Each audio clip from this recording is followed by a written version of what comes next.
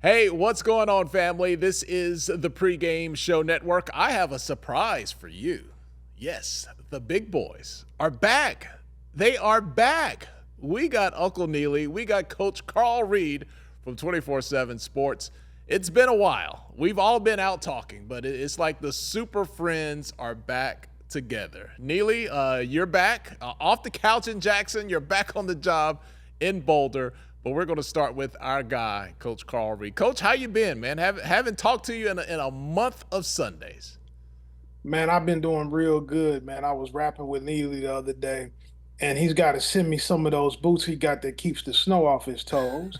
And I need a pass for the private jet that they fly him on back and forth between Jackson and Boulder. I know, man. It's just like one day he's in Jackson. Man, look, who's the rapper that says I don't what? Oh God, I'm a terrible rap lyrics memorizer. He says I don't check in on TSA. Is it 21 Savage that says something like that, Neely? Hey, if you say so, man.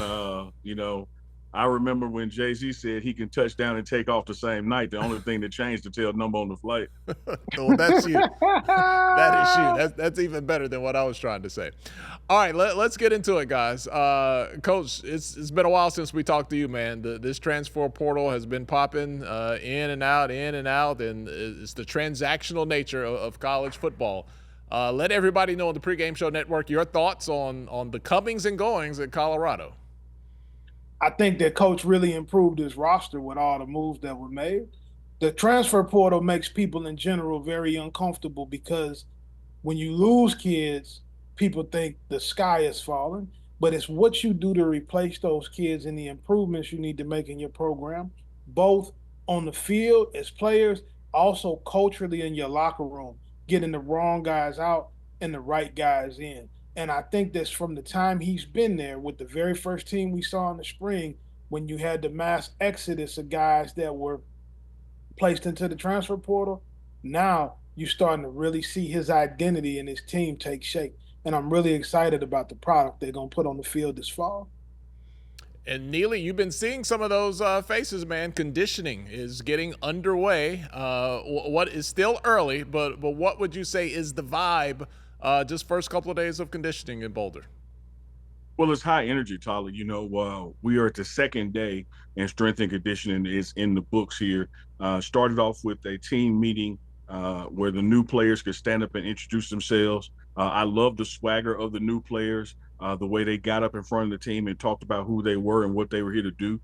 You had guys stand up in front of the team, say, "Hey, I'm such and so from such and so, and I'm here to take somebody's job." You have somebody else stand up and say, "I came here because I love what you guys are doing, and I believe a national championship is in our future." So you got guys entering with the right work ethic, the right swag, and as Coach Carl Reed articulated, so many times in the portal, the news is on who went in because that's what happens first. You got to get in the portal before you can land somewhere else. But once that dies down and you see the guys who are coming out of it, that Coach Prime has signed, and that they're here working out now.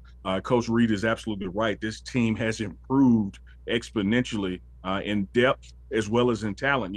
In the staff meetings, team meetings rather, I sit on the row with the linebackers and running backs, and normally I get to sit in the very middle of the room. Where this time I've had to bump down 6 seats because we brought in 6 new linebackers and retaining the ones we had. So the depth here is increasing, the talent here is increasing. Don't forget the coaching portal that took place. You had some coordinator changes as well as bringing in the Hall of Fame and Warren Sapp and D. Lewis helping out with that D line as well. This team from top to bottom is better than it was this time last year. Coach Reed, we have talked a lot about the NFL atmosphere with the coaching staff, with the environment there at Colorado. Coach Prime said it a couple of weeks ago here on the Pregame Show Network. We casually have a couple of gold jackets if you want to just try one on here on the coaching staff. Carl, what are your thoughts on the upgrades, the new addition, the newer faces, the couple of Hall of Famers on staff there, with what they have to teach and the teachers they have there at CU? Well, coach really wants an NFL type program. That's his identity, and that's what he resonates with. He also has a great mentor in Coach Saban, who built his staff in a very similar way. So if guys want to play in the National Football League, they have the tutelage of the guys who have been in that situation, both as players and with the coaching experience that comes from that. And so having Sap obviously is a huge addition, but Damian Lewis is too. You got guys that can teach you whatever they want to teach you on the defensive line. But Tolly, what I'm most surprised that I've heard so far, and I didn't hear it today, what is Neely doing sitting with the running backs and the linebackers when he knows good and well he's a defensive tackle? I got to get with Coach Prime, and we got to get that seating arrangement changed. Neely, I'm gonna let you defend yourself, man. Hey, you know, my brother, Coach Carr Reed, he is exactly right. I need to be down there with the D line one row below me. But here's the mechanics of it. The wide receivers and tight ends fill in from the offensive side, and they take up over half of that row. And so it's real tight down there with those shoulder to shoulders, big boys. So the only place I could fit Carl Reed and be in the middle of the room was between the running backs and the linebackers. But when it comes to that cafeteria and the scale, I should be one row down. I'm sure Neely's positioning has a lot to do with the proximity to the cafeteria. He is probably sitting somewhere where he can get first dibs in the chow line.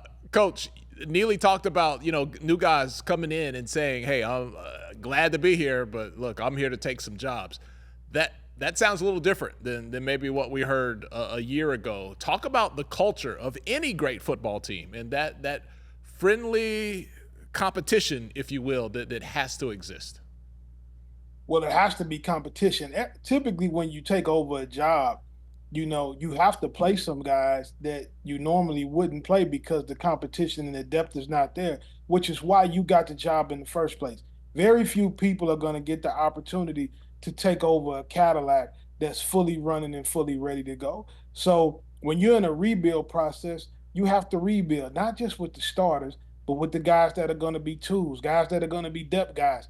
Having the ability when somebody gets hurt to put somebody else in the game and not have any type of drop off. That's hugely important. And so sometimes in the transfer portal, you're not always filling in for a starter. A lot of times it's a depth situation because you need more than 40 to 50 guys that are going to be good football players because injuries happen, bad performance happens. You have to be able to play situational football, teams that run 30 fronts, 40 fronts, teams that do different things offensively. Some guys play 21 and 12 personnel a lot. Other teams are more 10, 11 personnel. So you have to have a lot of guys who can do a lot of different things because from week to week, what you might have to do in a matchup situation could be extremely different. Neely, how does that dynamic play out?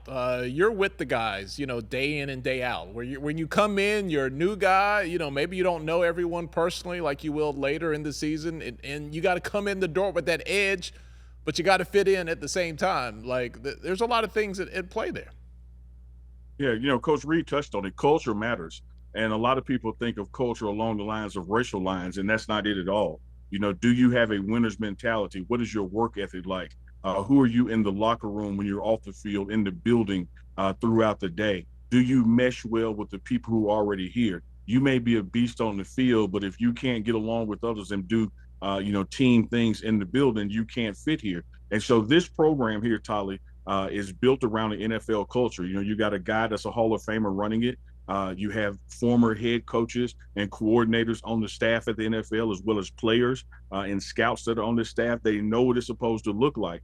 And what it's supposed to look like is everybody that has a uniform has to contribute, whether that's special teams, offense, or defense. And so these guys who are coming in here in depth, they understand that schematically on defense with Coach Livingston, even if I'm not the one, I'm going to see action from a scheme standpoint based on who we're playing. Same thing on the offense. Maybe I'm not the one offensive lineman to tackle, but I'm going to get in games because of fatigue and depth and those kind of needs. And of course, injuries happen throughout the season at position. Same thing with D-line, the depth that you need there, as well as linebacker. So the guys who are coming in here may not be coming in as ones, totally understand that they have an impact on this team, whether it's special teams or serving in a depth position. And we also can't forget the importance of having a scout team and being able to practice at a high level and what that means to this program. So when you transfer here, you have a wonderful opportunity, and these guys know that. That's why they came, and they're out there with Coach Mo Sims and strength and conditioning and trying to show and prove what they bring to the table.